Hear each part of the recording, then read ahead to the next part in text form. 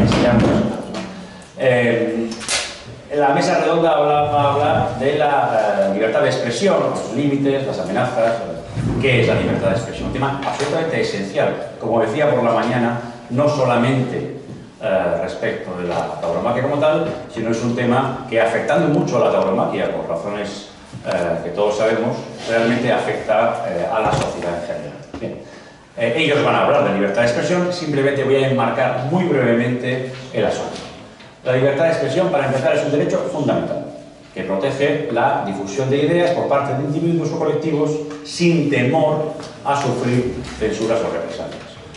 Este derecho fundamental está recogido en la Declaración Universal de Derechos Humanos, también está en la Constitución española en el artículo 20. Muy bien. En general, yo creo que tengo la impresión de que todos, si nos preguntaran uno a uno si somos partidarios de la libertad de expresión, yo creo que desde luego responderíamos con un ardoroso sí, por supuesto somos partidarios de la libertad de expresión. Si escarbáramos un poco más, y permítanme el tono más humorístico, yo creo que en general nos estaríamos refiriendo a la libertad de expresión propia, ¿no? En esa somos absolutos defensores, absolutamente, digamos, sólidos defensores de la libertad de expresión. Pero de los demás, sobre todo de las personas que detestamos y las ideas que nos parecen absolutamente impresentables, ahí ya tendríamos un poco más, quizá, de dudas, ¿no? En el chat que mantenemos los cuatro, en WhatsApp, ¿no? Que no les pienso enseñar porque tiene de todo, distinguíamos también forzosamente entre libertad de expresión, que es la nuestra, y libertinaje de expresión, que es la de mucha más gente, y que por tanto se habría que revisar un poco. En todo caso, desde luego lo que hay son amenazas y peligros a la libertad de expresión. Esta mañana lo comentaba, creo que era con Diego Barrocho, y es que es curioso cómo ahora el peligro a la libertad de expresión no viene solamente, como era tradicionalmente, o ha sido tradicionalmente, causa del poder. Por supuesto que viene del poder, de cualquier poder, de todos los poderes pensables, pero no solamente. También la censura y las restricciones a la libertad de expresión vienen de, por ejemplo, de los propietarios de las gigantescas y poderosísimas empresas mundiales que se dedican a la comunicación, tipo TikTok, YouTube, Facebook, Vimeo o Twitter. Ellos deciden de manera prácticamente unilateral y queriendo además autoestablecer unas reglas propias que no dependan de ninguna regla en ningún país y de ninguna organización, qué puede aparecer ahí y qué no puede aparecer ahí, porque dicen que está en sus reglas de uso y se las salvan. Es un argumento realmente muy discutible. Y además, aparte de esta censura que se ve claramente en las redes sociales por parte de sus dueños, y por alguna razón mucha gente acepta de manera muy mansa, también hay ideologías y movimientos que consideran no solamente aceptable, sino deseable, incluso, anular tanto en las redes como fuera de ellas a quienes no piensan igual. E incluso al que sientan que les hayan ofendido. El emocionalismo individual, del que les hablaba en mi intervención esta mañana, que considera que el centro de todo, la piedra angular, son sus propios sentimientos, de modo que si hay ofensa a los sentimientos, ha de haber castigo, entre ellos la anulación y la censura. Hay una frase conocidísima, atribuida a Voltaire, que dice: estoy en desacuerdo con lo que dices, pero defenderé hasta la muerte tu derecho a decirlo. Esta frase no es de Voltaire, según me he enterado recientemente, sino de una biógrafa de Voltaire, llamada Evelyn Beatrice Hall, que escribió un libro sobre Voltaire a principios del siglo XX. Lo que me temo es que en relación con esta tercera causa de censura, que es el emocionalismo ofendido, me temo, digo, que esta frase, para mucha gente y para muchos colectivos, ya no la suscribirían, y quizás suscribirían otra que fuera algo así como: estoy en desacuerdo con lo que dices y, como me has ofendido, defenderé tu muerte civil. Bien, este es el tema apasionante y voy a dar paso a los que verdaderamente tienen que hablar, que son tres personas realmente extraordinarias. a los que agradezco enormemente que estén. En primer lugar está Germán Teruel, al que, por razones que sabemos, te lo agradezco súper excepcionalmente también por el esfuerzo que has hecho en todos los sentidos por estar aquí hoy, y no sabes cómo te lo agradecemos todos.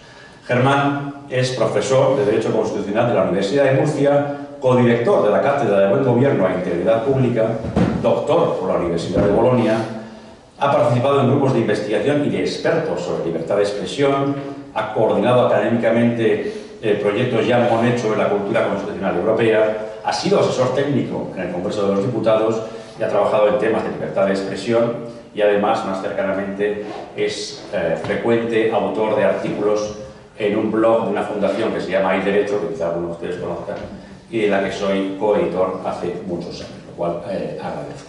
Además es, como todos nosotros, un tuitero irredento y que, por tanto, utiliza las redes con profusión. Bienvenido, Germán, muchas gracias. Natalia Velilla, que es licenciada en Derecho y Ciencias Empresariales, participó brevemente de la empresa privada, pero luego estudió oposiciones para juez fiscal y adquirió la plaza de juez en el año 2004.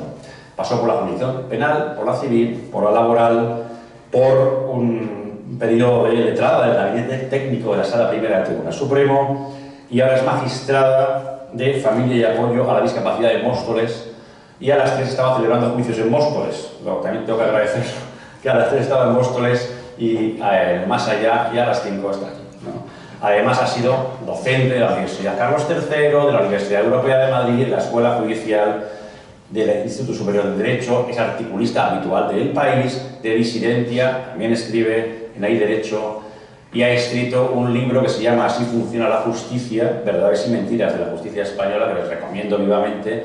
Van a aprender mucho de cómo funciona la justicia, pero de verdad, y van a comprender muchas cosas. Y luego van a saber mucho de la vida de Natalia, porque la cuenta y la imbrica muy bien, o sea, hace una especie de trayectoria sentimental en el que te enteras mucho de su vida y también mucho de lo que es la justicia. Además, bueno, Natalia no solo es que sea tuitera, tiene miles de redes sociales por todos lados que lo utiliza frecuentemente. Luego también sabe de vinos, hace senderismo, se va a los Rolling Stones, hace redes espantales. Es un agobio ver los estados de WhatsApp de Natalia, porque es que al final dices, ¿por qué no tengo esta vida extraordinaria? Pero bueno, no la envidio, sino que la admiro. ¿No? Gracias, Natalia, además una comunicadora extraordinaria como vosotros dos. Y finalmente, last but not least, Borja Suara, que además ha tenido la amabilidad de estar aquí esta mañana con nosotros. Es doctor en Derecho por la Universidad Complutense de Madrid, es profesor de Filosofía de la Universidad Complutense y también profesor de Derecho Digital en la Universidad Villanueva de Madrid, de diferentes másters. Es miembro del grupo de expertos de la Carta de Derechos Digitales, ponente en concreto del derecho a la libertad de expresión en el entorno digital, conferenciante y divulgador en medios de comunicación y en redes sociales. A ver, eso es decir poco de Borja en cuanto a divulgador en redes sociales. O sea, Borja, quiero decir, bueno, ustedes abran al azar cualquier vídeo de YouTube y hay un 15% de posibilidades de que esté Borja en el vídeo de YouTube, porque es increíble su capacidad, de comunicación, ¿eh? Es un usuario intenso de las redes sociales. Y luego, finalmente, un dato que ustedes no pueden dejar de conocer, es un dato importantísimo, y es que Borja, Natalia y yo y otra persona creamos una cosa llamada Ándale, que es la Asociación Nacional de Afectados por la Libertad de Expresión. De atacados por la libertad de expresión. Una asociación que tiene su sede en Twitter, ¿no? Y que, por razones que no les voy a indicar, fue creada en un restaurante mexicano llamado Andere. Bien, este tema, que era quizás el más importante de la mesa redonda, ya lo he dicho, y creo que con eso termino mi intervención, porque van a empezar a hablar ellos y les van a encantar su intervención. Primero va a hablar Germán sobre, creo, temas fundamentales de temas constitucionales. Germán, es todo. Fernando, muchísimas gracias y por supuesto es un placer estar aquí esta tarde en un día tan taurino, hoy 6 de julio, o sea que espero que este curso de verano sea un chupinazo de muchos otros que pueda organizar el Instituto Juan Belmonte y la Fundación Toro de Lidia. Por lo cual un placer para mí poder estar aquí y mi más sincero agradecimiento por la invitación. Así que es un placer. Me corresponde abrir este debate simplemente porque cuando repartimos los papeles me tocó un poco dar la visión más panorámica, más general, y empezar quizá a lanzar alguna flecha a ver si luego se anima el debate. Trataré de hacerlo de manera casi por puntos, haciéndome algunas preguntas y tratando de compartir respuestas, y además de manera más sintética posible, que ya dice el refrán que en tiempos de melones y sandías ni sermones ni homilías, con lo cual lo mejor es que hagamos aquí un coloquio que sea lo más dinámico posible. Cuando hablamos de libertad de expresión, se hablaba muy acertadamente, Fernando, en la introducción. La primera pregunta que yo creo que nos salta es: ¿qué estamos protegiendo? Es decir, ¿qué queremos proteger cuando reconocemos la libertad de expresión? Porque además la libertad de expresión no es que esté en la Declaración de Naciones Unidas, es que es una de las libertades clásicas. Es decir, desde las primeras declaraciones de derechos, la que no falta es la libertad de prensa, ¿no? La libertad de imprenta, en un primer momento. Y se hablaba muy bien, Fernando, que intuitivamente todos sabemos que es aquella libertad que protege la posibilidad de difundir públicamente ideas, pensamientos, opiniones, informaciones, hechos. Esa es la definición canónica, ¿no? La que uno encuentra en cualquier manual y repetimos hasta la saciedad en nuestra clase. De hacerlo además sin censura, decimos eso sí, entre paréntesis, y será importante recuperar luego la idea, sin censura pública, es decir, que no pueda venir papá Estado a censurarnos por algo que yo he dicho, a castigarnos por algo que uno ha defendido públicamente. Más ampliamente, podemos decir que en realidad lo que aquí estamos defendiendo o protegiendo es la libertad de comunicarnos. Yo por eso aquí hablaré de libertad de expresión en sentido amplio, libertad de expresión, de información y más genéricamente de libertad de comunicación. La libertad de comunicarnos entre las personas, que además algunas veces se olvida, tiene una dimensión pasiva. Esa dimensión pasiva es la que tiene cada uno de nosotros para, el derecho de cada uno de nosotros para poder acceder a eso de lo que se está hablando, para poder acceder a la propia opinión pública. Y esa es una dimensión que muchas veces queda escondida cuando uno piensa que no, que es la libertad de hablar, ¿no? Y también la de poder escuchar aquello de lo que se está hablando.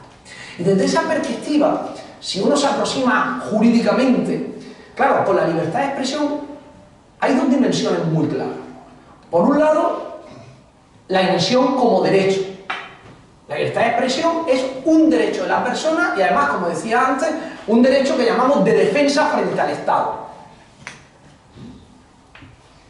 Pero no solo, también la libertad de expresión tiene un valor objetivo, que justifica, incluso en algunos casos, intervenciones del Estado. ¿Por qué? Porque detrás de la protección de la libertad de expresión hay también un valor que trasciende a la libertad individual, que es la importancia de proteger una opinión pública plural, de proteger que haya un proceso comunicativo en nuestra sociedad que sea abierto, que sea plural. Hay quien dice que sea pacífico. Yo eso lo tengo menos claro, pero hasta cierto punto puedo comprender a dónde nos lleva. Y esa libertad, o eso que estamos protegiendo, claro, tiene también sus riesgos. Y por eso, decía antes Fernando, que bueno, todo el mundo dice que está a favor de la libertad de expresión. ¿Por qué? ¿Y de verdad estamos a favor de la libertad de expresión? ¿Cuál es el fundamento? ¿Por qué protegemos la libertad? ¿Por qué protegemos la libertad de expresión? Claro, es que la libertad de expresión es la libertad de los malos. ¿Sí? Es la libertad del hereje. Es la libertad del disidente político. Sí, para decirnos cosas bonitas, piropos, como ha dicho Fernando, pues para eso no necesita libertad de expresión. Yo no lo voy a llevar a un juzgado ni me voy a dar de tortas con él porque me diga, porque me tire el laude. No, claro, la libertad de expresión la quiere el que quiere ir contra corriente. Es una libertad especialmente desagradable.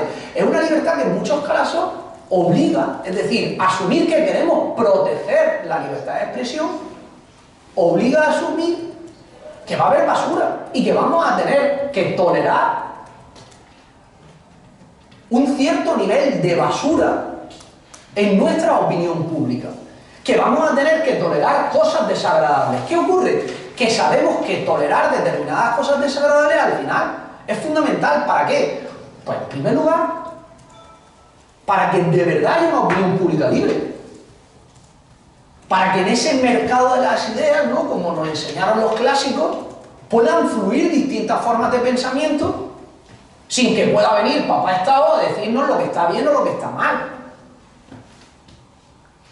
Y que incluso es una exigencia que se vincula al propio libre desarrollo de la personalidad. De verdad podemos pensar que nos podemos desarrollar como personas si no pudiéramos ejercer esta libertad. Porque si hay algo que nos caracteriza como seres humanos, es que somos seres locuaces. Es que nos comunicamos, es que necesitamos. El ser humano es social por naturaleza. Y si es social por naturaleza, es porque es locuaz. Si no pudiéramos comunicarnos con otros, no podríamos sociabilizar. Y esa comunicación libre entendemos que es un valor a preservar. Aunque yo lo use en determinados casos de manera nociva para las creencias o los pensamientos socialmente mayoritarios. ¿Quiere decir eso que no vaya a tener límite en la libertad de expresión? No. Y aquí es la tercera pregunta, claro. Entonces, ¿dónde están los límites? Aquí está la madre del cordero desde el punto de vista jurídico, pero también desde la reflexión social. ¿Hasta dónde estamos dispuestos a tolerar cierta basura? Porque, claro, no hay ninguna libertad que sea absoluta, y por tanto la libertad de expresión no lo es. Si yo quiero limitarla, ese límite tengo que poder justificarlo. ¿En qué? En que haya habido una lesión, una puesta en peligro de otro bien jurídico constitucional. Ahora bien, a partir de ahí hay que rascar. ¿Qué bienes nos sirven como límite para justificar un límite a la libertad de expresión? ¿Hasta qué punto consideramos que una ofensa es suficientemente grave para decir hasta aquí es libertad de expresión y hasta aquí es un discurso proscrito? Y eso es algo muy difícil de apreciar, muchas veces muy difícil de apreciar para la propia Constitución, para las leyes que normalmente en sede penal o civil las desarrollan, y en última instancia es difícil de concretar para el propio juez que se tiene que enfrentar a la resolución de un caso en concreto. Claro, el honor es un bien jurídico que tenemos más o menos asentado.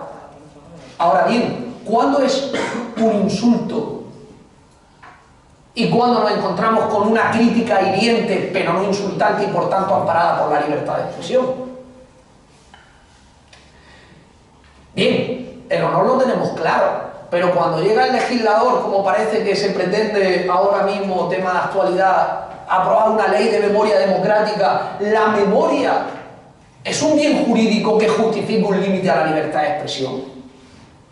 Los sentimientos religiosos, o aún más los dogmas religiosos, como fue en su día, justifican un límite a la libertad de expresión. Claro,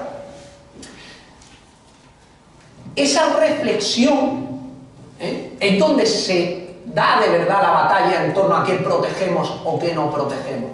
Y las respuestas no son idénticas ni siquiera dentro de los propios ordenamientos democráticos. Y eso es importante tenerlo en cuenta.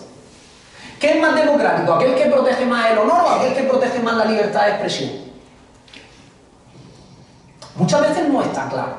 Por poner un ejemplo, los Estados Unidos son un país donde se inclinan mayoritariamente hacia una protección muy fuerte de la libertad de expresión. Hay algunos límites, pero tendencialmente es un ordenamiento muy liberal.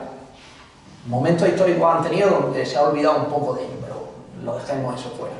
Sin embargo, en Europa, por ejemplo, ha tenido una tendencia mucho más militante. Por ejemplo, en Alemania, y luego se ha extendido por el resto de Europa, se entendió que había que proteger al pueblo judío y desde hace años se viene castigando el delito de negación del Holocausto. Eso es algo que sería impensable en los Estados Unidos. Porque es algo que también está muy relacionado con la propia cultura político-constitucional de un país, las decisiones que se tomen. Pero es que además, y aquí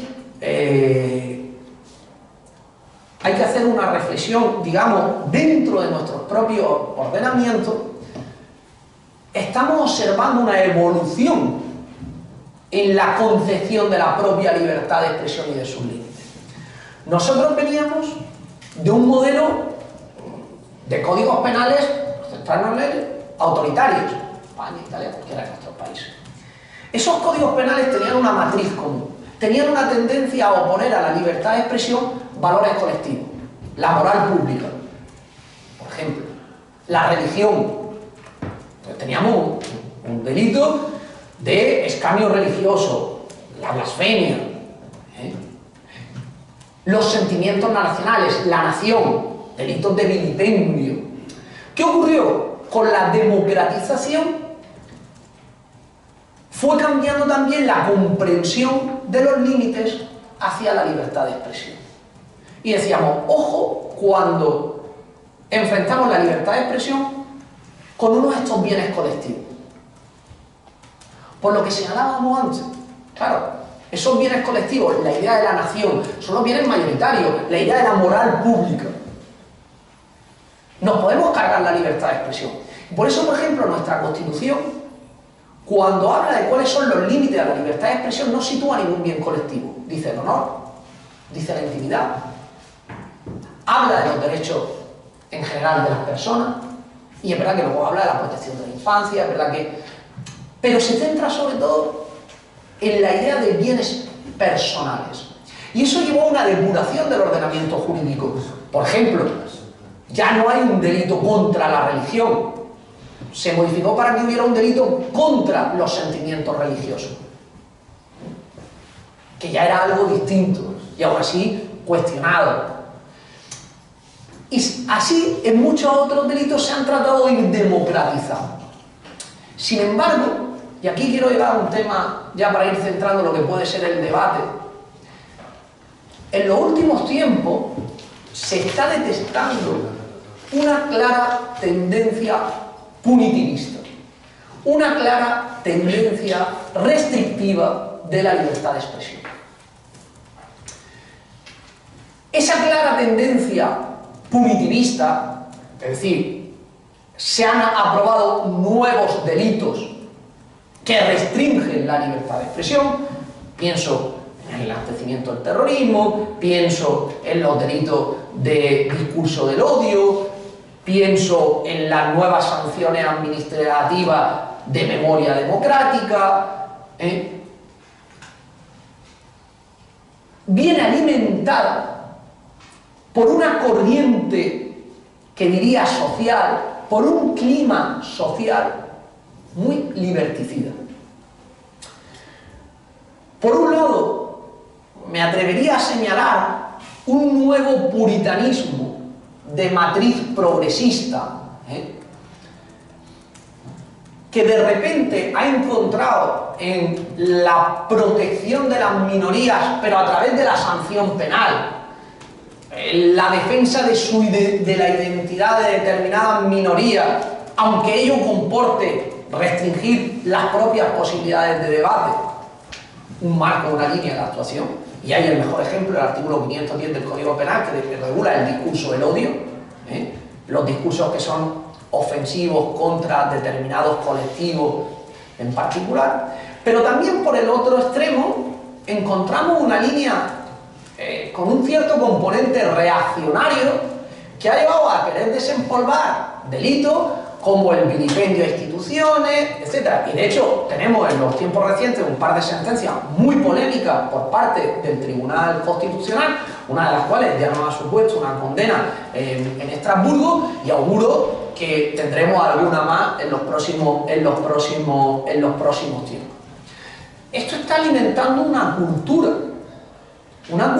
liberticida, y hay que llevar mucho cuidado, sobre todo aquellos que pertenecemos a colectivos minoritarios, como los que nos gustan los toros hoy día. No, es verdad, porque hoy día el disidente probablemente seamos nosotros. Hoy día probablemente el disidente somos nosotros. Entonces, hay que llevar mucho cuidado con alimentar este tipo de climas. Claro, si a eso damos la mano, lo señalaba también, claro, ha sido tan exhaustiva la presentación de Fernando que yo ya no sé por qué he extendido la mía. Esa cultura de la cancelación que hoy día existe, porque claro, ¿qué hacemos con un discurso que consideramos malo, nocivo para la sociedad? Un racista. O si yo fuera un animalista de bocado y yo considero que los que nos gustan los toros somos nocivos para la sociedad. ¿Qué hace uno contra eso? Desde el punto de vista jurídico, hay que tener una regla muy clara. Amparar no es sacralizar. Decir que algo está amparado por la libertad de expresión no quiere decir que sea algo bueno, que tenga que estar sacralizado, ¿no? Yo a lo mejor creo que un discurso racista está amparado por la libertad de expresión, pero sin embargo me puede parecer un discurso odioso. Cuando lo amparo, ¿qué es lo que quiero decir? Que no lo voy a castigar jurídicamente, porque creo que es peor en estos casos restringir la libertad de expresión que permitir su difusión. Y entonces, ¿cómo me defiendo? Bueno, pues por ejemplo, a través de otras políticas públicas. Si yo creo que hay un determinado discurso racista que son nocivos socialmente, a lo mejor no los voy a castigar y no los voy a llevar en un juicio penal. Pero yo puedo hacer una campaña en defensa de la igualdad en todas las televisiones. Y como sociedad, bueno, pues en un momento dado puedo salir al paso, puedo criticarlo, puedo utilizar contraargumentos. ¿Qué es lo que ocurre con la cultura de la cancelación? Que no es eso. No es nada de eso. La cultura de la cancelación, lo ha dicho, es tratar de buscar la muerte civil del otro sin juicio. Es bullying, es acoso, son escraches. Es la justicia en el sentido más bárbaro, ¿no? Es decir, una suerte de justicia popular, que sería más bien una suerte de justicia de populacho, ¿no? Escribía en los episodios nacionales Galdós que una vez vio hacer justicia al pueblo, precisamente en uno de los primeros episodios nacionales, una vez vi hacer justicia al pueblo y desde entonces lo detesto. Claro. Sí, porque eso es la justicia del populacho. Claro. Si de lo que estamos hablando es de que esa es la respuesta, yo no considero que sea algo legítimo. Para terminar, ¿cómo ha impactado en la libertad de expresión la nueva realidad tecnológica? Y en particular las redes sociales. Porque desde luego, nuestro querido y común amigo Víctor Vázquez, que no nos ha podido acompañar hoy, él habla del nuevo ecosistema de la comunicación que se ha creado. Una última idea de cierre. Claro, nosotros no podemos entender la libertad de expresión desconectada de la nueva realidad tecnológica. Esto genera un nuevo ecosistema. Hoy día la libertad de expresión ya no nos sirve del todo esa definición clásica, difusión de hechos, noticias, informaciones. Hoy hablamos de la libertad de comunicarnos muchas cosas, de compartir fotografías. Yo creo que eso es libertad de expresión y de comunicación. Por supuesto que sí. Hoy día el objeto protegido es mucho más amplio, pero es que además ha cambiado nuestra posición en el modelo de comunicación. Hasta el momento el modelo de comunicación es un modelo de comunicación fundamentalmente vertical. Antes se decía que no tuviera una prensa o que no tuviera dinero para tener un periódico, para entenderlo, no ejercía la libertad de expresión. ¿Cuántos podían acceder a una televisión o a un periódico? Hoy día las redes sociales, es verdad, parecía, y digo parecía, que el nuevo modelo, el nuevo ecosistema iba a ser mucho más horizontal, espontáneo, abierto, plural, sin controles. Repetíamos todas esas cosas. ¿De verdad es así? Thierry Breton, comisario europeo, decía recientemente que el asalto al Capitolio había sido el 11S de las redes sociales. Nos había abierto los ojos porque nos obligaba a cambiar el paradigma. Nos obligaba a ver que ese ecosistema de las redes sociales no era lo que nos parecía. Yo añado, si el asalto al Capitolio fue el 11S, el caso Cambridge Analytica ha sido el Watergate de las redes sociales. ¿Saben ustedes? El caso Cambridge Analytica, una empresa que se ha dedicado a estar cogiendo datos de Facebook a través de sistemas de Big Data, a venderlos luego para, con eso, hacer análisis y manipular procesos electorales a través de un tipo de publicidad hiperpersonalizada, por decirlo muy simplemente. Claro, nos encontramos o hemos descubierto de repente que en el mundo de las redes sociales lo que tenemos es unos señores de internet que han creado un espacio que dista de ser aquella paracea anárquica que se decía en los años 90, en los que hablábamos, internet va a ser el mundo de la libertad anárquica, no va a haber gobierno, los ciudadanos. Esto no es así. Aquí hay una serie de compañías que están construyendo este nuevo mundo y han creado un sistema muy parecido a la poliarquía feudal. Yo hablo de la poliarquía digital. El poder se ha privatizado, igual que cuando cayó el imperio se privatizó el poder en los señores feudales. El poder se ha privatizado, se ha atomizado y se ha privatizado, y ahora esos señores de internet deciden pues qué derechos tenemos en las redes sociales, cómo los podemos ejercer. Ellos son los que están disciplinando el nuevo mundo. Claro, ante eso, ¿cómo respondemos? ¿Puede de verdad la red social, sin más, decirnos que Trump ya lo expulsan de las redes sociales? ¿Puede una red social como YouTube de repente decidir que no va a haber contenido taurino y que va a filtrar los vídeos de las mejores faenas? Bueno, yo creo que luego vamos a tener oportunidad de debatirlo. Me limitaré a 3 ideas. Además, yo voy en línea con lo que ahora se está trabajando en Europa. Va a ser aprobada ya la Digital Service Act, ¿no? Falta... ¿Está ya aprobado por el Parlamento? Por el Parlamento sí. Por el Parlamento falta, pero todavía estamos ahí en la aprobación definitiva de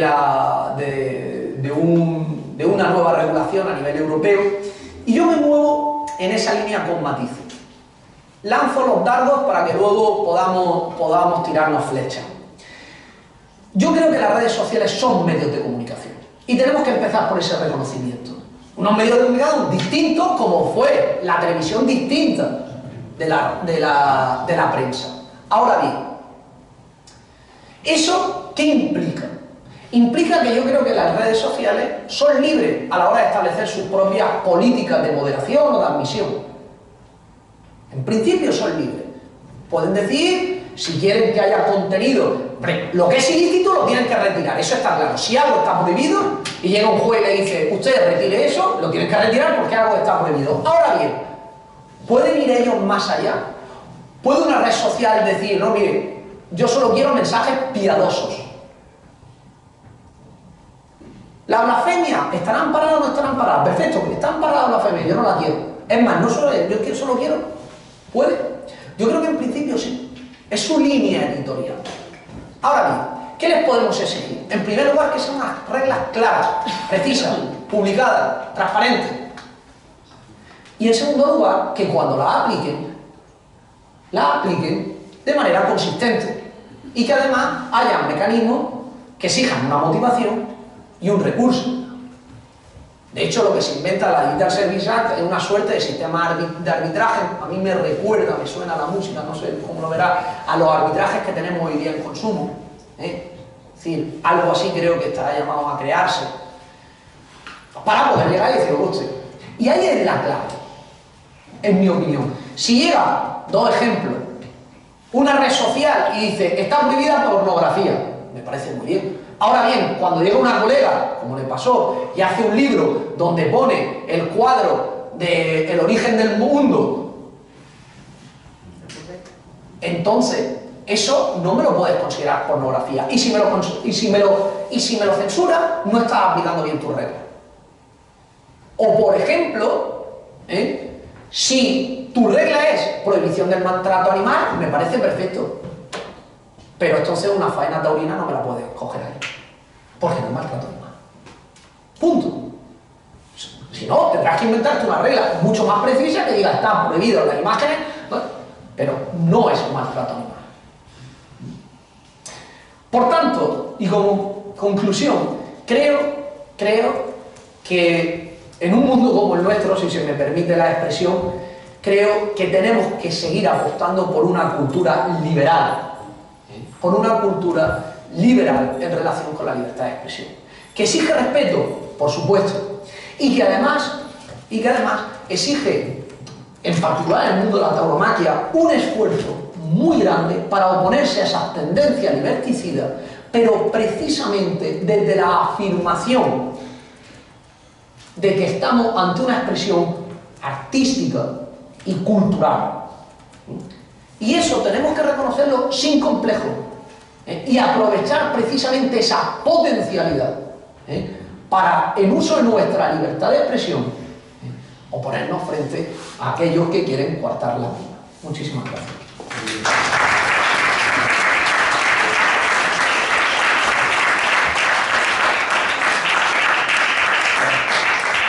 Muchas gracias, Germán.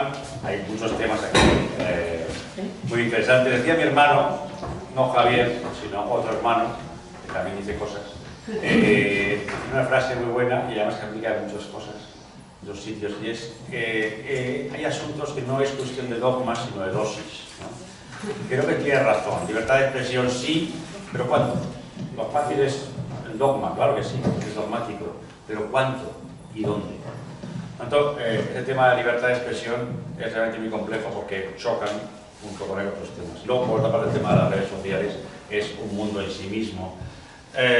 Respecto a si puede establecer reglas de uso o no, puedo también tener una opinión al respecto y de qué manera, pero vamos a dar paso a Natalia para que nos... Yo creo que sí, ¿no? O, sí, vamos, es súper liberal en la medida que no me contradictáis. Pero para opinar sobre lo de... No, para lo que queráis, para opinar, para hablar, si quieres opinar un momento... Bueno, sí, claro que sí. Yo, vamos, me ha dejado impresionada la ponencia de Germán, me ha encantado, no se puede resumir tanto en tan poco tiempo, y estoy de acuerdo con él en todo, salvo en lo último. En lo último es lo único que no estoy nada de acuerdo. Yo no creo que las redes sociales sean medios de comunicación, no tienen una línea editorial, no tienen una finalidad de generar un contenido informador, sino que es una plataforma digital para que la gente se exprese. Mi postura en relación con las redes sociales es que no somos capaces todavía de magnificar, o de dimensionar, mejor dicho, lo que son las redes sociales. Estamos todavía con el pie cambiado. Las redes sociales suponen un cambio total de paradigma en la expresión y en la libertad de opinión. Si hacía antes el otro día la broma en el chat de que igual que el Decathlon ha democratizado la hípica y el esquí, que en mi época comprarte unos esquís era hipotecarte prácticamente, y actualmente cualquiera puede practicar determinados deportes, lo que ha supuesto la democratización de determinados deportes, pues haciendo un símil muy simplista, las redes sociales han permitido a personas que tradicionalmente no hemos tenido acceso a generar opinión o influir sobre otros, la posibilidad de hacerlo. Antes de las redes sociales únicamente podían opinar, expresar, conformar el pensamiento común los intelectuales, los políticos, la gente que tenía acceso a las plataformas que sí que eran medios de comunicación y que tenían la suerte de poder escribir columnas o poder participar en tertulias, etc. Con las redes sociales cualquier persona puede llegar a convertirse en un influyente, en una persona que genere o que contribuya a ese estado de opinión, por lo cual las redes sociales han servido para democratizar la libertad de expresión. Y esta democratización de la libertad de expresión nos lleva necesariamente, algo que todavía no han hecho los tribunales, porque yo creo que seguimos sin dimensionar todavía el impacto que las redes sociales tienen en nuestra sociedad, eso lleva a redefinir la libertad de expresión. Ya no solamente es el poder expresar lo que quieras, sino como quieras expresarlo. Y si quieres expresarlo en redes sociales, nadie te puede limitar esa posibilidad de expresarte por políticas particulares. Todavía si existiesen 70 Twitter, si pudieses elegir uno de ellos, todavía a lo mejor podría llegar a comprar esa idea, pero es que realmente las redes sociales son pequeños oligopolios. Cada una de ellas tiene una finalidad diferente. TikTok no está para opinar. La gente que opine, pero no está para opinar, ni tampoco lo está Facebook, que al final no deja de ser una red de amigos o de gente que hace comunidades para compartir sobre determinadas cuestiones. Ni siquiera Instagram. Twitter es la red de la opinión y de la libertad de expresión. No se puede dejar en manos de una corporación las decisiones sobre cómo se moderan esos contenidos más allá de lo que es la ley. Y si se tiene que moderar ese contenido porque existe algún conflicto, debe recurrirse a los mecanismos tradicionales de control de la legalidad de las cuestiones. Que evidentemente la justicia no es rápida, arbitremos otra forma de hacerlo, pero no que sea una corporación radicada en otro país la que decida qué se puede decir y qué no se puede decir. Por tanto, yo creo que realmente no somos capaces todavía de dimensionar, de entender que estamos en una era completamente diferente en la que los estados son superados en determinadas cuestiones, como por ejemplo la libertad de expresión, y que estamos en estados digitales y que de alguna manera no podemos dejarnos comer este terreno. La dificultad que tiene además esta cuestión es que los usuarios están conformes con esta moderación. Cada vez que sucede algún debate en Twitter en el que alguien dice algo que no les gusta, automáticamente salen hordas de denunciadores de la cuenta a la red social. Gente que además se autodenomina como muy progresista y sin embargo está dejando en manos de unos capitalistas, porque no deja de ser una empresa con sus socios y con sus rendimientos, más que una empresa, mucho más, pero bueno, no deja de tener un trasfondo económico que decida sobre la libertad de expresión de otra persona. Por tanto, es lo único en lo que no comparto con lo que ha dicho Germán.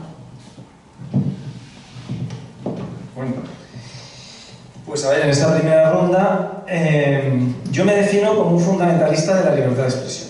Como ya hay fundamentalistas de todo, pues yo de la libertad de expresión, porque hay mucha gente preocupada por los límites de la libertad de expresión, cada vez más, y cada vez menos gente preocupada por defender la libertad de expresión. Y como yo creo que además es un pilar de la democracia, pues prefiero pasarme de fundamentalista en la defensa de la libertad de expresión. Este movimiento que ha citado Fernando, que tiene tono humorístico, porque el humor es uno de los grandes peligros de la libertad de expresión, y la gente también quiere poner límites al humor, ¿no? El Ándale, porque es la Asociación Nacional de Damnificados por los Ataques a la Libertad de Expresión, y tiene como mascota Speedy González, por el Ándale, Ándale de nuestra época, de los que vimos los dibujos animados de Speedy González, porque justamente lo que abogamos es por mecanismos rápidos, ágiles, de defensa de la libertad de expresión frente a censuras de las redes sociales, de las empresas multinacionales que están decidiendo ya en el día a día qué es lo que podemos decir y lo que no podemos decir, frente a las grandes teorías constitucionalistas de que la libertad de expresión es un derecho fundamental con una tutela judicial efectiva. Bueno, pues no hay ninguna tutela judicial efectiva cuando los tribunales no pueden estar en el día a día de las redes sociales, con lo cual al final, ¿quién decide qué es lo que podemos decir? Por lo tanto, ¿quién decide cuál es el contenido de nuestra libertad de expresión de un derecho fundamental? Una multinacional norteamericana o China. En TikTok también hay censura. Y entonces al final, detrás de esto, ¿por qué digo que soy fundamentalista? Y esto tiene mucho más valor, ¿no?, que el hecho de que te censuren. Mira, la mosca me quiere censurar. El hecho de que te censuren un tuit, que dice, bueno, no te vas a poner así por un tuit o porque te cierren la cuenta y tal. Y dice, es que para mí es más grave. O sea, yo he hecho derecho porque creo en el Estado de Derecho y creo en las leyes emanadas de un parlamento democrático.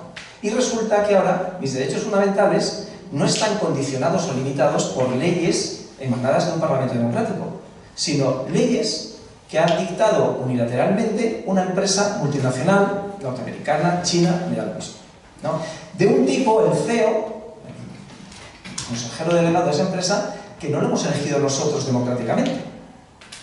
Con lo cual, aunque parezca un poco exagerado, no lo es, está realmente en riesgo el Estado democrático de derecho que nos ha costado muchos siglos conseguir para volver a la Edad Media, donde hay señores feudales que ahora son globales y digitales, y que son los que deciden con las normas internas que dictan por sí y ante sí lo que nosotros podemos decir y lo que no podemos decir. Y eso para mí es gravísimo, porque yo no he hecho la carrera de Derecho, me llevo 40 años en este tema, para que ahora Jack Dorsey o Musk o quien sea, o Zuckerberg, pues sea el que diga que sus normas internas están en las fuentes del derecho por encima de las leyes nacionales, las europeas y en los derechos fundamentales. Porque en el día a día es lo que manda, lo que digan ellos. Con lo cual yo creo que es un tema mucho más grave de lo que parece. En cuanto a lo que ha dicho Germán, que en parte lo entiendo, lo que pasa es que uno lleva para viejo también en esto de las redes sociales. ¿Cuántos de aquí tienen redes sociales? Levanten la mano. Bien. ¿Cuántos tienen redes sociales desde los años 90? Yo empecé en los años 90, en el 96, 98 ya en mi casa, fui de los primeros que tuvo internet en casa, y había una cosa que se llamaba el IRC hispano, que era una red de chat, donde podías hablar además con todo el mundo en español, y donde había canales, donde los propios usuarios, imaginaos en el 98, nos organizábamos para moderar los canales. En principio pues eran abiertos a todo el mundo, pues se podía hablar con... Yo conocí mucha gente interesante y todo lo que sé de internet creo que lo aprendí ahí, en internet, en los años 90, luego en las otras redes sociales. Y bueno, pues había moderadores de canal más estrictos que te echaban a la primera de cambio cuando eras mal educado y tal, otros pues más permisivos, pero nos autoorganizamos, no había ninguna regulación de las redes sociales, ¿no? Y existía lo que dice Germán, es decir, si tú hacías un canal temático, te echaban por lo que se llaman los off-topic. No hacía falta que fueras mal educado. Si tú eras para hablar de todo, si venía uno, yo quiero hablar de fútbol porque es mi libertad de expresión, y después te abres tu propio canal de fútbol. Este es un canal de todos. Entonces eso no se tendría que dar una censura, porque los trolls lo que hacen es interferir en el debate para que no se pueda debatir. Y entonces pues se eliminaba a la gente que venía simplemente a molestar y a entorpecer y a crear interferencias. Pero eso no era una censura. Pero al mismo tiempo los moderadores de ese canal eran responsables del contenido de ese canal. Como alguien se dedicara a publicar pornografía infantil y no lo denunciara a la policía, él era responsable de haber permitido la difusión de pornografía infantil. Y en eso sí se parece a un medio de comunicación. Cuando son, digamos, redes temáticas, que puede ser religiosa, puede ser de toros, puede ser lo que sea, sí que puede funcionar como un medio de comunicación, pero con la misma responsabilidad que un medio de comunicación. Cuando son plataformas abiertas como Twitter, Facebook, TikTok, donde nadie modera los contenidos en principio, eso funciona más como las redes de telecomunicaciones. Imaginaos que Telefónica fuera responsable de todas las conversaciones que tenemos a través de Telefónica, a una operadora de telecomunicaciones. Y entonces de repente estás hablando con alguien y hay una señorita o un señor que te dice: le voy a interrumpir la conexión porque no me gusta nada esa conversación que están teniendo. Suena ridículo. Pues las plataformas digitales surgieron así. Hubo un principio en el año 96, en la Ley de Decencia de las Comunicaciones de Estados Unidos, que exoneraba de responsabilidad a todas las plataformas, porque entendían que son eran plataformas neutrales, digitales, donde éramos los usuarios los responsables, cada uno de lo que decía. Y el medio, el que era igual que un medio de comunicación, era cada usuario. Porque como ya han dicho mis compañeros, la gran revolución de las redes sociales es que los usuarios empezamos a ser medios de comunicación. Podíamos emitir mensajes, no solo recibir de los medios tradicionales. Y de hecho, pues ahora hay usuarios que tienen más audiencia que muchos medios tradicionales. Y ya no voy a poner a los de Twitch, Ibai y todos estos. Por ejemplo, aquí Germán tiene 3.000 seguidores en Twitter. Fernando tiene 11.000. Yo tengo 28.000, pero es que Natalia tiene 40.000. Y ahora yo digo, si nos quitan la cuenta, no limitan nuestra libertad de expresión. Pues yo de repente, las tonterías que digo en Twitter, pues dejan de escucharlas o de leerlas 28.000 personas. Y entonces hay gente que dice: no, bueno, es que no está obligado Twitter, tú tienes libertad de expresión, pero puedes hacerlo en otras redes. Y dicen: no. Yo tengo mi audiencia en Twitter, si me quitan Twitter, ¿dónde voy yo? No hay un Twitter bis. O sea, no es como cambiarte de Telefónica a Vodafone. Yo en Facebook lo uso solo para la familia y los amigos. El debate político, de ideas y tal, lo tengo en Twitter. Y entonces la gente dice: bueno, si te quitan la cuenta, es una empresa privada, puede hacer lo que quiera. No, no es verdad, no puede hacer lo que quiera. Porque ya se está estudiando lo de espacios públicos de gestión privada, pero que tiene una obligación especial porque es un espacio muy importante, y así lo ha reconocido el Tribunal Constitucional, la Junta Electoral Central, de que ¿qué haría un partido político en una campaña electoral sin Twitter? Pues estaría en peores condiciones que alguien que tiene las redes sociales, y porque ya desde Estados Unidos, que fueron las primeras campañas, con Obama, etcétera, pues fueron elementos decisivos para las campañas electorales. Con lo cual, no es verdad que, bueno, que como es una empresa privada puede poner las normas que quiera. No es verdad, no es verdad. Igual que además, por ser una empresa privada aquí, una empresa española no puede poner las normas que quiera, tiene que cumplir las leyes. A nadie se le ocurre, oye, como soy una empresa privada, ya tengo una tienda que es privada, voy a vender alcohol a los menores de edad. Dice, pues no, tú tienes que cumplir las leyes españolas. Y cualquier empresa, por muy multinacional que sea, si quiere prestar servicios en España y en Europa, tendrá que acatar las leyes españolas y europeas, los derechos fundamentales de la Constitución española y de la Carta Europea de Derechos Fundamentales. Entonces, en esto que se acaba de aprobar el lunes, aunque falta todavía la ratificación del Consejo Europeo, hay un peligro, y os lo digo claramente. Hasta ahora, las redes sociales solo tenían la obligación de retirar contenidos que fueran claramente ilegales cuando tuvieran conocimiento de ellos. Entonces, si alguien denunciaba un contenido y era claramente ilegal, y digo claramente ilegal de Código Penal, porque si hay dudas, hay que hacer siempre la interpretación más favorable a los derechos fundamentales, es decir, a la libertad de expresión. Pero si es pornografía infantil, apología del terrorismo, etc., si es claramente que no hace falta que venga un juez, lo ve cualquiera, que es claramente ilegal, entonces tenía la obligación de borrarlo porque si no incurría en responsabilidad. Pero insisto, claramente ilegal, de Código Penal. Porque además incluso hay algunos delitos, por ejemplo los delitos de odio, que le cuesta a los jueces saber si son delito o no son delito, como para establecer una tercera categoría entre que es un ilícito pero no es un ilícito penal. El discurso de odio. Que es el discurso de odio que no llega a ser delito de odio. Y digo, oiga, a ver, ya es bastante difícil saber cuándo es delito de odio cuando usted me habla de una nueva categoría del discurso del odio que no llega a delito de odio. Porque es lo que usted le dé la gana. Cualquier cosa que yo diga puede decir que es discurso de odio. Porque ya le cuesta a un juez decidir si es delito de odio. O sea que tenemos mucho, y ahora en la EDSA, la Digital Services Act, o la Ley de Servicios Digitales, que sustituye a la directiva del año 2000, que decía esto que os he contado, de que solo son responsables de borrar contenidos claramente ilegales y que no tenían ninguna responsabilidad por lo que pusiéramos los usuarios, que somos cada uno responsables de lo que decimos. Pues ahora resulta que han añadido una cosa, siguen teniendo la responsabilidad de borrar contenidos claramente ilegales y dice, moderación de contenidos, también cualquier contenido incompatible con sus normas o términos y condiciones de uso. Y dices, ¿qué me está contando?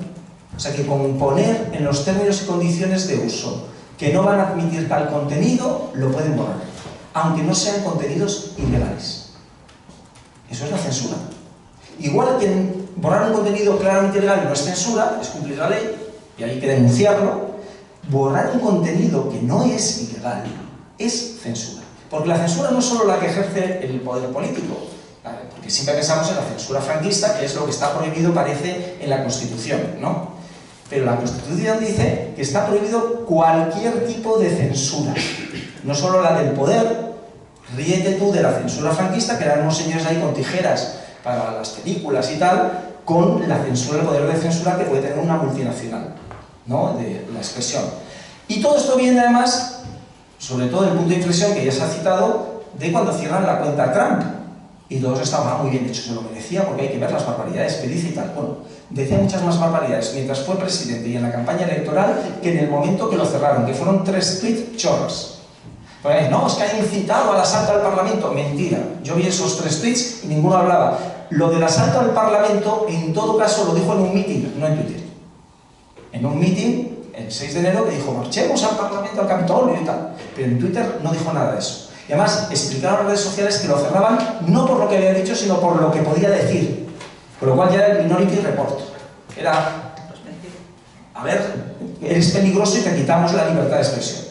Y a todo el mundo le pareció bien porque Trump le caía gordo. Pero yo pregunto, ¿y si lo hubieran hecho con Biden? ¿Y si hubieran censurado sus cuentas durante la campaña electoral? Ah, no, eso sería intolerable. Ah, o sea que depende de la libertad de expresión para quién. Y dicen, oiga, le quitaron la cuenta a Trump cuando ya estaba claro por el recuento de votos que había ganado Biden. hasta entonces no se atrevieron y había dicho cosas mucho peores antes. Pero hasta que no estuvieron seguros de que no se había ya reelegido y que ese día se iban a comunicar los resultados en el Capitolio, no le censuraron las cuentas. Y además yo creo que con una doble intención.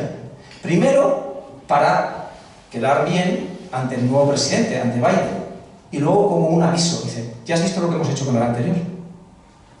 O sea que pórtate bien, vamos a llevarnos bien.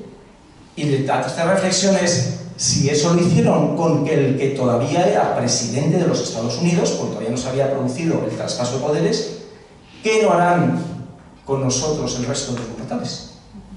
¿Quién le va a decir nada a las redes sociales cuando nos censure, cuando nadie les dijo nada, cuando censuraron y cerraron la cuenta del presidente, del todavía presidente de los Estados Unidos? Y como nos caía gordo, pues no se ha parecido bien. Si hubiera sido, insisto, de Biden, pues a lo mejor habría mucha gente que hubiera protestado diciendo que es intolerable. Lo peor de todo, y con esto acabo, es que todos pensamos en la censura como un organismo por ahí, como las redes sociales, pero como ha dicho Natalia, lo peor de la censura es que hay mucha gente a favor de la censura y que todos llevamos dentro un censor. Todos. Porque la tentación de censurar al que no opina como nosotros y nos cae mal, porque no podemos matar, que si no le mataríamos, pero bueno, por lo menos taparle la boca, esa la tenemos todos, incluso yo, incluso Natalia, incluso los defensores más acérrimos de la libertad de expresión. Hay gente que te toca las narices y que le cerrarías la cuenta. No lo haces porque crees en la libertad de expresión, entonces le bloqueas. Dice, bueno, su libertad de expresión no es su derecho a que yo le escuche. Pues le bloqueas, lo silencias, lo que sea, ¿no? Pero, de los que tenéis cuentas, ¿cuántos habéis denunciado otras cuentas? ¿Eran porque cometían delitos o porque no os gustaba lo que decían? ¿Y eran de mal gusto o impertinentes? ¿O maleducados? ¿Ser maleducado es un delito? ¿Ser estúpido es un delito? Lo que tienes derecho es a salvaguardar, a crear tu propia red y seguir a los que quieras seguir, te enriquezcan, te aporten cosas. Y cuidar y podar bien el árbol para que no haya gente que no te aporte nada y te ponga de mal café. Pero la tentación y lo que hay ahora mismo es una guerra de guerrillas en las redes sociales para cancelar cuentas de la gente que no le gusta, ¿no? Porque no pueden matarlos, que si no los matarían. Y eso es así. Y al final, pues bueno, dices, hay una frase de Chomsky que yo repito mucho, aparte de la traductora de Voltaire, ¿no? Que dice que creer en la libertad de expresión es creer en la libertad de expresión de la gente a la que detestas. Porque creer en la libertad de expresión de la gente que piensa como tú, eso no es creer en la libertad de expresión. Con lo cual, yo creo que tenemos que tener muy claro que todos llevamos un troll dentro, todos llevamos un censor dentro, lo que hace falta es controlarlo, ¿no? Porque todos hemos tenido la tentación, pues, de contestar, trolear a otro. Luego es muy curioso porque el discurso del odio siempre es el de los demás, el nuestro nunca es el discurso del odio. O sea, coges a un hater de las redes sociales, le afeas su conducta y por supuesto él no tiene conciencia de que lo suyo sea el discurso de odio. Siempre el discurso de odio es de los demás. Con lo cual, dices, pues bueno, al final mientras sea discurso del odio y no delito de odio, porque si dejamos a unos que juzguen qué es discurso del odio, siempre se cerraría a la mitad de la red social. Y entonces dices, oye, pues no será mejor que no se cierre ninguna hasta que no se transgreda la legalidad. Si abandonamos el principio de legalidad y nos vamos al principio de me gusta, no me gusta, es desagradable, lo que sea, como bien se ha dicho, la libertad de expresión está para decir cosas desagradables. Porque si todos fuéramos políticamente correctos, no necesitaríamos la libertad de expresión.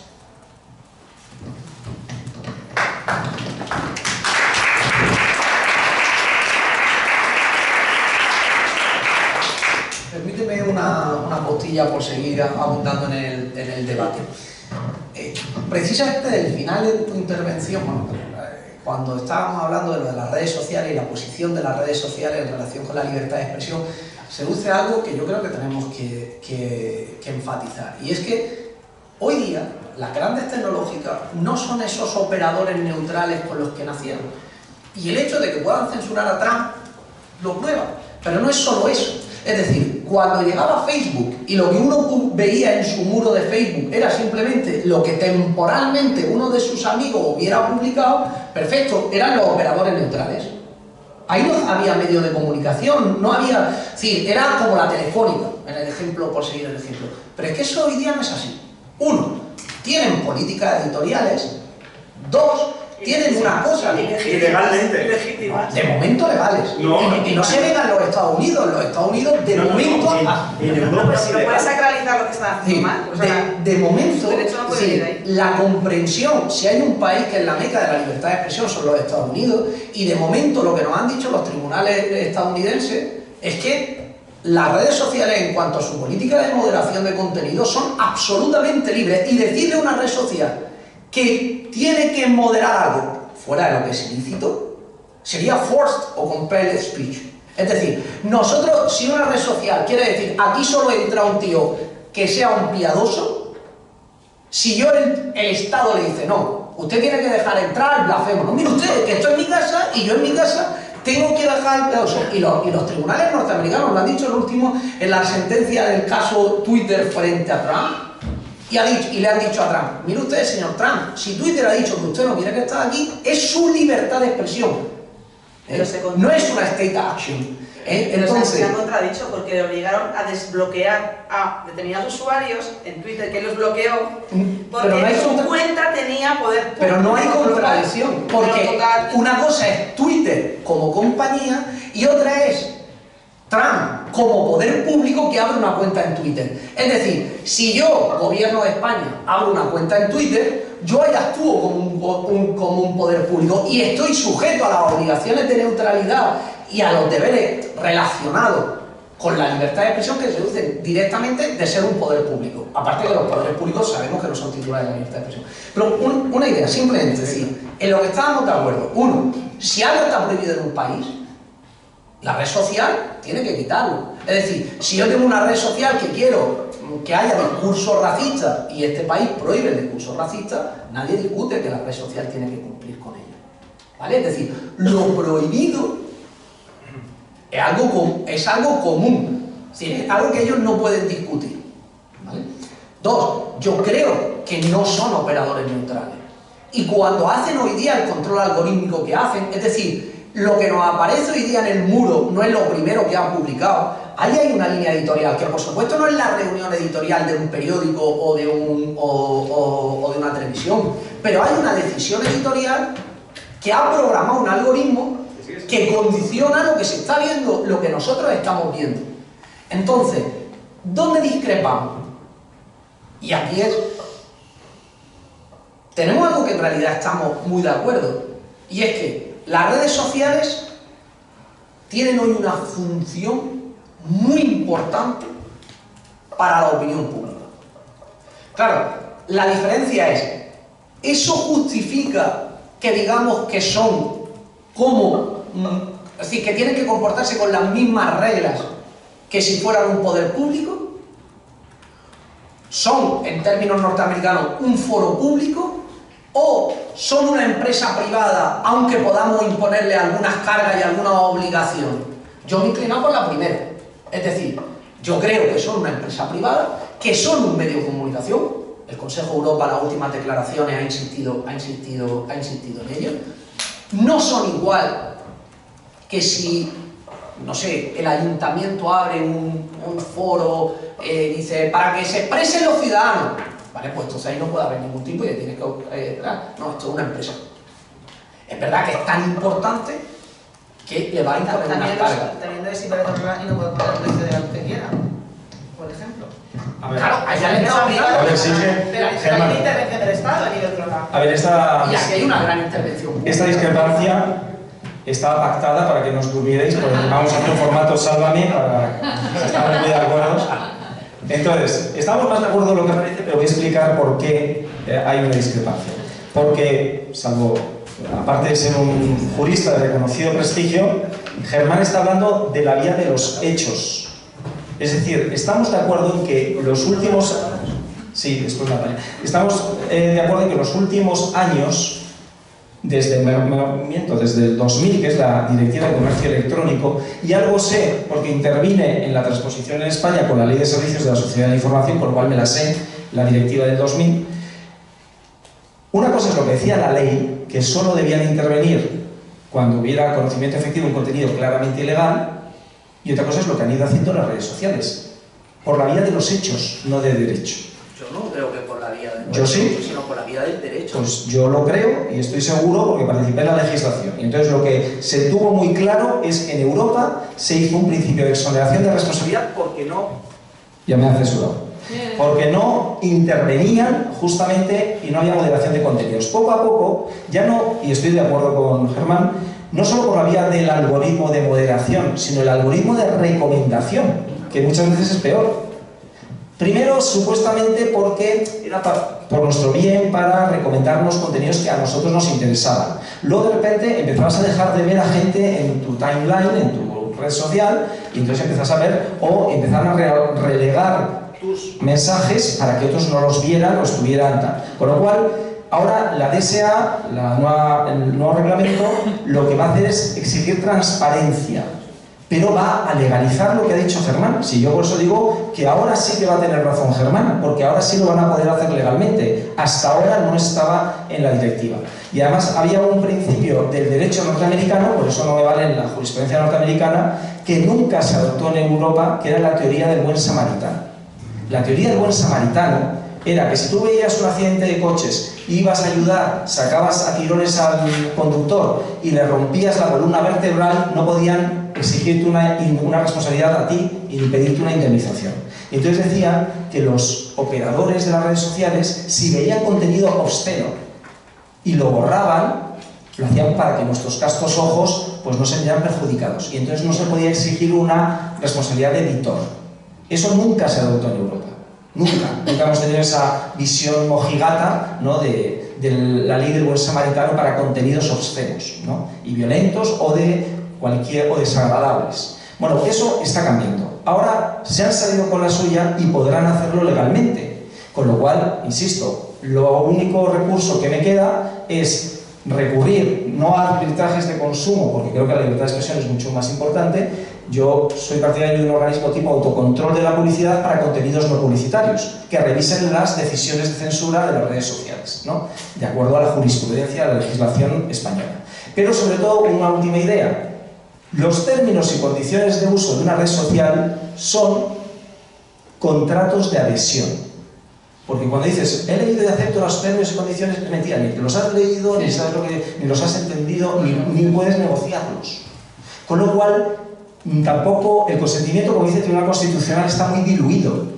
Y una autoridad administrativa o judicial puede primero revisar si los términos y condiciones de uso tienen cláusulas que son ilegales o abusivas, y a priori. Y luego, si una decisión incluso va contra los propios términos y condiciones de uso porque hace una interpretación que no es la adecuada. Entonces yo me agarro a organismos ágiles, como Speedy González, para que revisen los términos y condiciones de uso y las decisiones de censura que tomen conforme a la legalidad española. Y nunca creo que haya que admitir unas restricciones que vayan contra las leyes. Habrá algunos temas que sí puedan ser limitados y que no vayan frontalmente contra las leyes o contra los derechos fundamentales. Pues a lo mejor sí. Cosas de netiqueta, que se llamaban antes, ¿no? De moderación de contenidos, que moderación viene de modo, de cómo se dicen las cosas, no de qué se dice.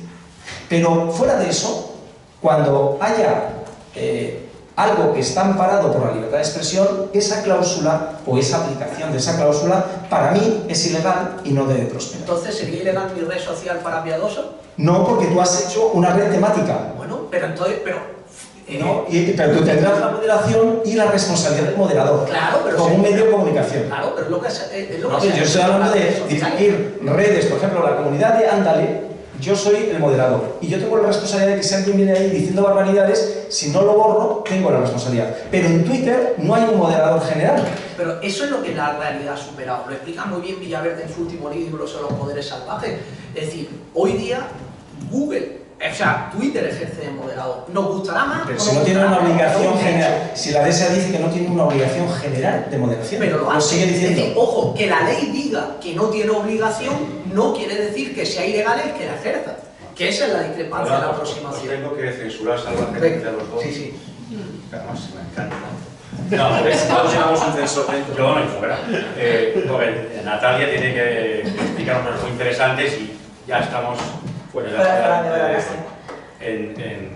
tiempo así. Sí, yo voy a hablar un poco de... No son todo el rato lo mismo, tampoco os penséis que es una exposición de cosas muy diferentes. Me alegra que me des la voz porque todos han enzarzado y que sepáis que a mí me han censurado. Una magistrada que no suele tampoco meterse con nada porque puso un hilo de Balthus. No sé si sabéis quién es, pero es un pintor, bueno, hay una que es por ahí, que la estudia de Bellas Artes lo sabe perfectamente, es un pintor belga que dibujaba jovencitas. Bueno, pues yo como escribo hilos sobre arte de vez en cuando porque me da por ahí, no tengo ninguna cultura en el arte más que lo que me gusta, me censuraron el hilo de Balthus, pues porque lo interpretaron como pornografía infantil. Así que tengo esa mácula en mi expediente tuitero, por el mero hecho de que el algoritmo, que hay un meme muy divertido, bueno, no es un meme, de verdad, de un hilo de Twitter en el que alguien habla de su impresora, que no sé qué le pasa con la impresora y alguien le pregunta, ¿cómo es tu impresora? Y pone negra HP, y le censuraron porque interpretaba el algoritmo negra hija de puta. O sea, para que os imaginéis un poco la inteligencia del algoritmo y cómo funciona Twitter para que no lo tengáis. Porque a mí me han censurado por poner cuadros de Balthus y a este señor por poner que su impresora es negra HP. Bien, pues una vez que ya vamos a pasar un poco de página de las redes sociales, hablar un poco, yo me encargué de hablar un poquito de la cultura de la cancelación, que ya han apuntado muy bien Germán, que me ha dejado poco espacio para profundizar más allá de lo que le ha contado. Y sí que diré que bueno, la política de cancelación es algo que va más allá de lo que es la crítica de la censura en sí. O sea, la censura general que todos tenemos de censura dentro. La cultura de la cancelación es, digamos, la censura 3.0. Es decir, es más allá de lo que es censurar algo que no nos gusta.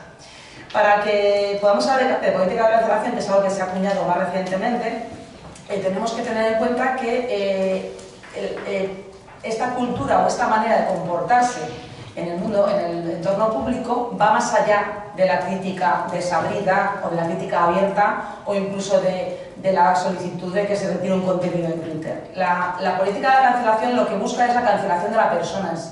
Lo que hablaba antes Borja de que si pudiera lo mataba. Para ello tiene que concurrir determinados factores. El primero de ellas, para que se considere como política de cancelación, es que la persona que realiza una determinada acción tenga cierto poder. Porque hablar de política de cancelación con una persona de cero en la cuenta es un poco excesivo. La política de cancelación busca que una persona que tiene cierto poder sufra las consecuencias de su acción en público en su vida privada o en su vida pública. Germán habla de que Estados Unidos es el paradigma de la libertad de expresión y que digamos que es un país liberal. Yo creo que esto está revirtiéndose bastante, porque la política de cancelación, donde tiene su verdadero feudo, es en Estados Unidos. En España hay conductas que tienen hacia la política de cancelación, pero realmente no ha calado todavía esta política y yo espero que no cale. Yo espero que no cale porque quizás en España todavía seguimos siendo un país con todo lo que estamos hablando y con lo catastrofistas que somos, yo creo que somos un país razonablemente tolerante, en el que se disculpan determinados excesos, sobre todo cuando tienen que ver con la vida sexual de la gente o con su vida privada. Cosa que en Estados Unidos y en general en los países de tradición anglosajona no tienen esta piedad o esta condescendencia con determinadas conductas. En Estados Unidos ha surgido este movimiento de manera especialmente creciente hasta el punto de que en el año 2020 se firmó un manifiesto por parte de 150 intelectuales en la revista Harper, en la cual se decía que el intercambio libre de información e ideas, la columna vertebral de las sociedades liberales, está cada día más restringida. Aunque es algo que se espera de la derecha radical, la censura se está expandiendo en nuestra cultura. La intolerancia ante ideas opuestas, la nueva moda de humillar y condenar al ostracismo a figuras públicas y la tendencia a simplificar problemas políticos complejos en una sola verdad moral cegadora.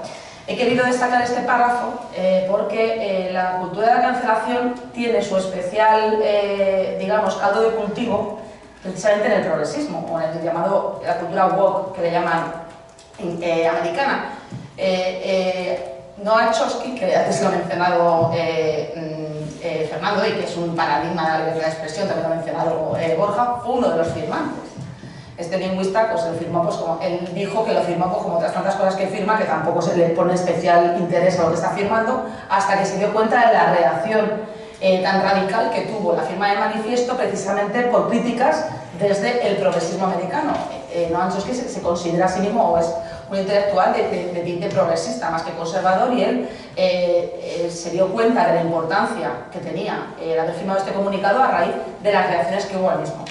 Él vino a decir que se lo llevo diciendo a los activistas desde hace décadas: no utilicéis las técnicas de las que habitualmente se vale el grupo dominante para la represión. La gente de la izquierda comete un error grave cuando trata de imitarlo.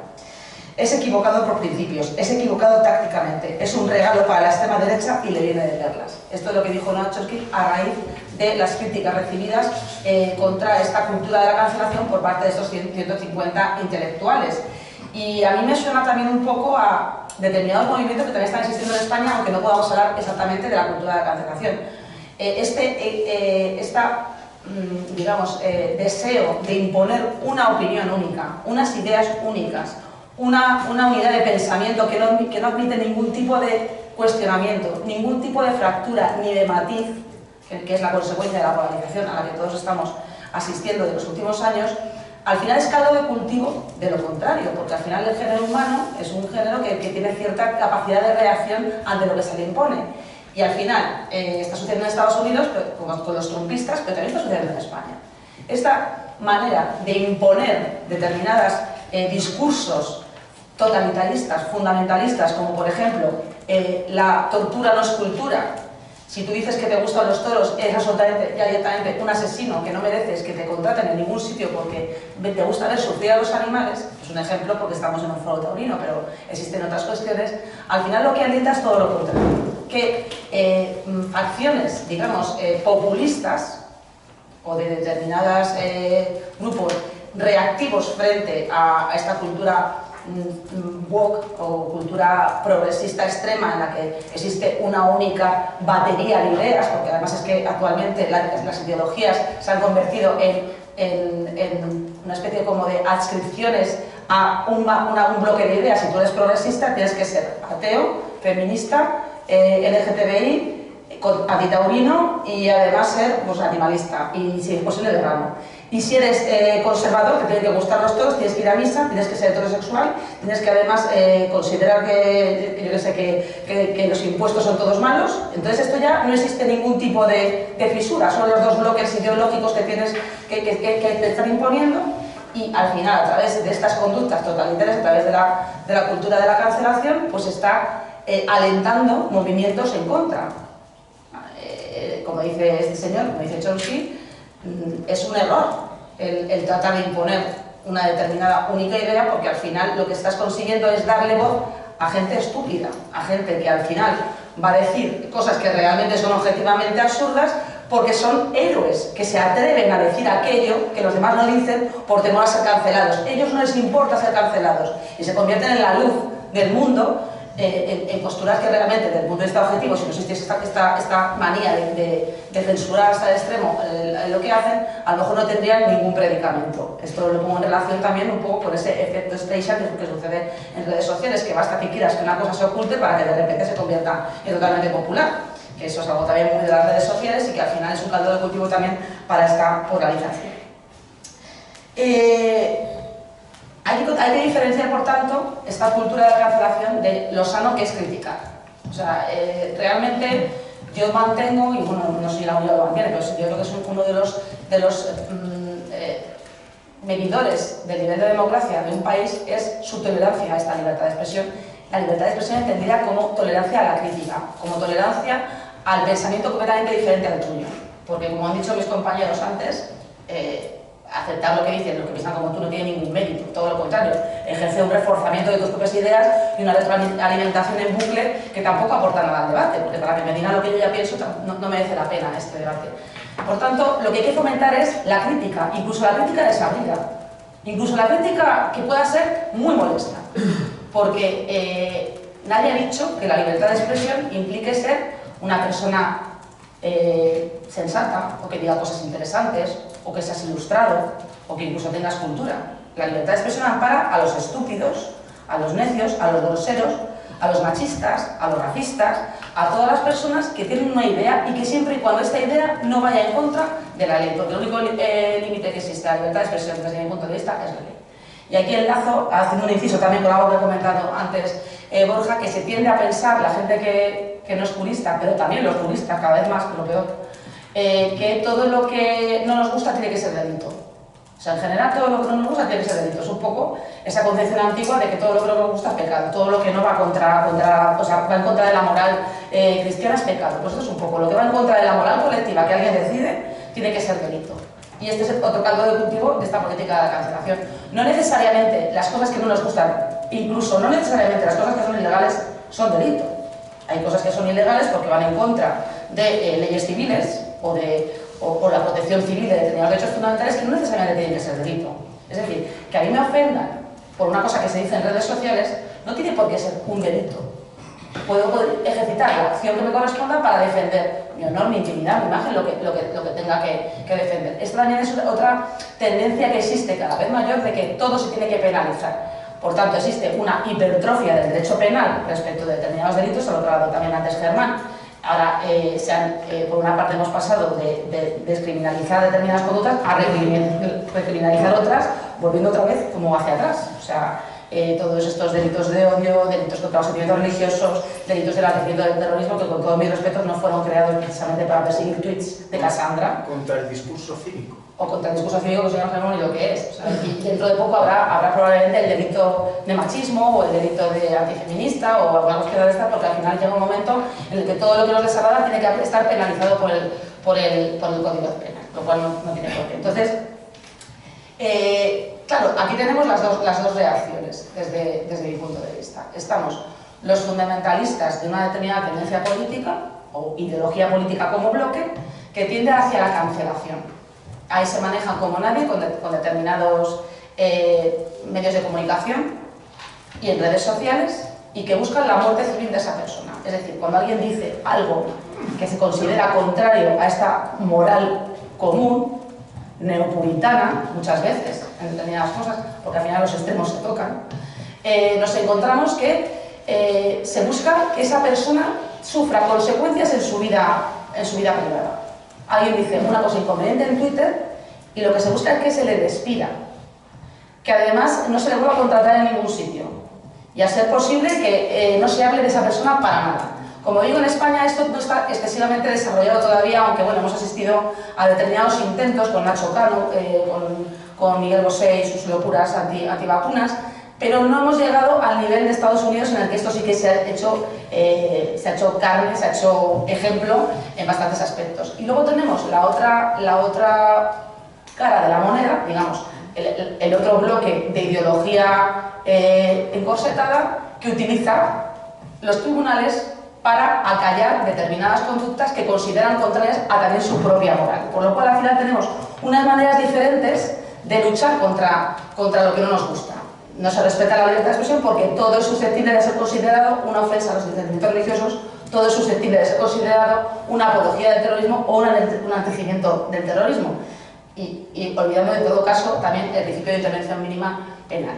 Ejemplos que han ocurrido en Estados Unidos de cancelación, el más conocido, yo no sé si habéis sido conocedores de este, fue el de J.K. Rowling, que es la escritora de Harry Potter.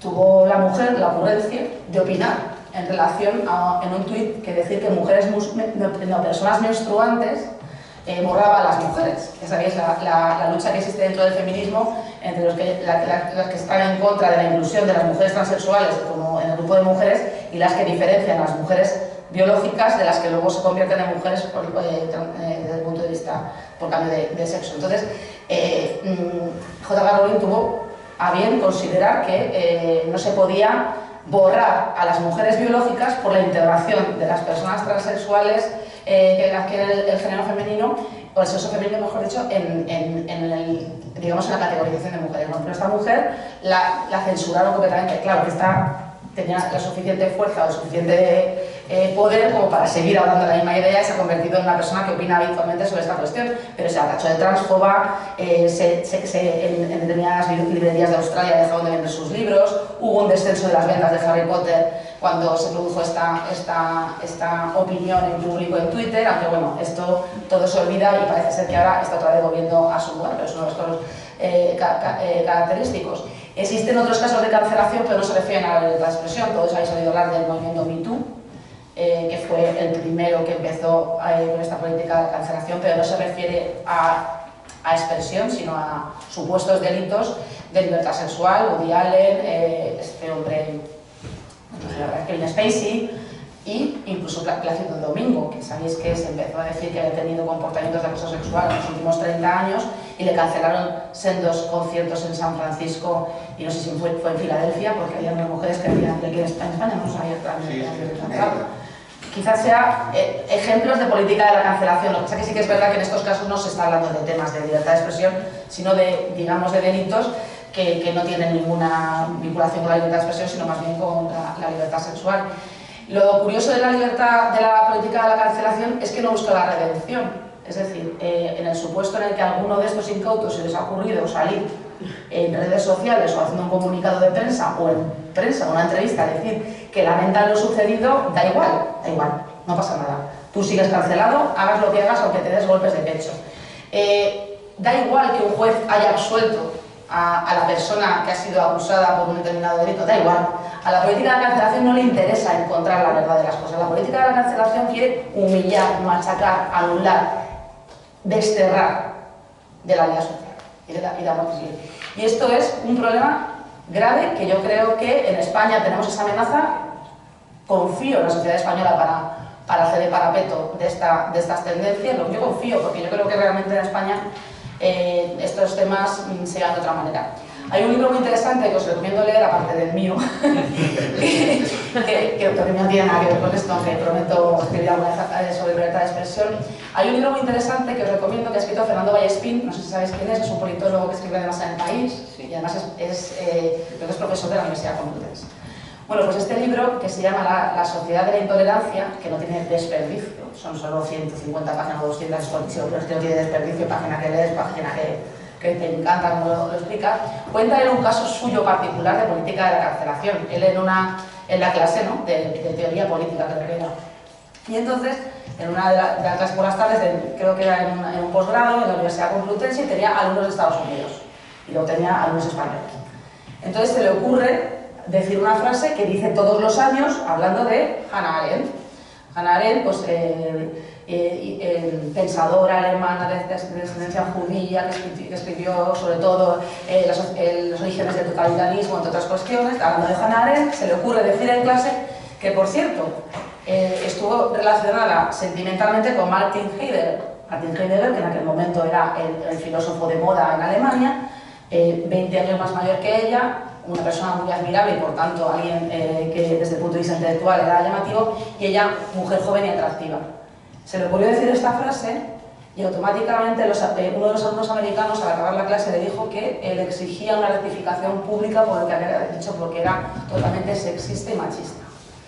Entonces él dijo que no tenía ninguna conciencia de haber dicho nada ni sexista ni machista, simplemente era un hecho objetivo que Hannah Arendt era una mujer atractiva y además que era 20 años más joven que Heidegger, y era simplemente para situar la relación entre estos dos intelectuales, porque luego estuvo hablando todo el rato de cada una de las dos figuras, y sobre todo de Hannah Arendt, que era lo que le estaba a él ocupando.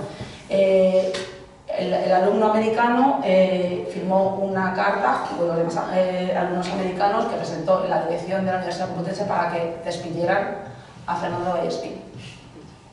Afortunadamente no fue a ningún lado, no volvieron a ir por clase los americanos, y claro, ¿qué es lo que cuentan en su libro? No me queda más remedio que dejar de contar esto. Y aquí lo pongo en relación con el chilling effect. El chilling effect, que es en inglés viene a significar efecto disuasorio, que es otra de las grandes lacras de esta polarización a la que asistimos en la libertad de expresión, que no basta con que no te condenen, no basta con que te absuelvan un delito, de delito de expresión, por ejemplo, si te denuncian. El efecto que produce sobre ti es de autocensura directa, es decir, simplemente la pena de telediario o el evitar que te cancelen, evitar que te pueda llegar a tu vida privada, al lugar en el que trabajas, una queja sobre algo que tú dices en redes sociales, te lleva automáticamente a autocensurarte. Y sí que es verdad que el artículo 20 de la Constitución no hace ninguna referencia a cuáles son los límites de la libertad de expresión, sino que lo dice solamente respecto de los digamos, derechos subjetivos individuales, pero sí que hay el artículo 9 de la Declaración Universal de los Derechos Humanos, establece el siguiente derecho.